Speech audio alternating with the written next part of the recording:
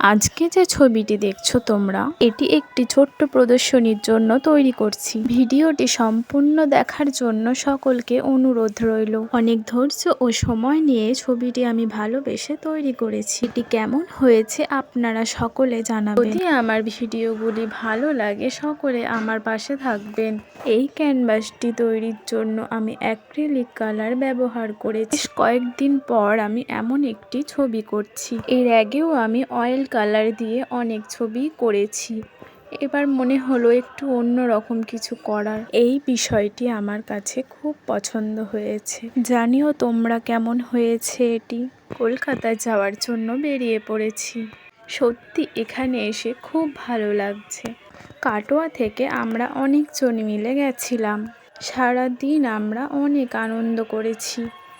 অত বড় একটি জায়গায় নিজের ছবির কাছে দাঁড়িয়ে ছবি তুলতে এত ভালো লাগছে কি বলবো। ভিডিওটি কেমন লাগলো তোমরা সবাই জানিও।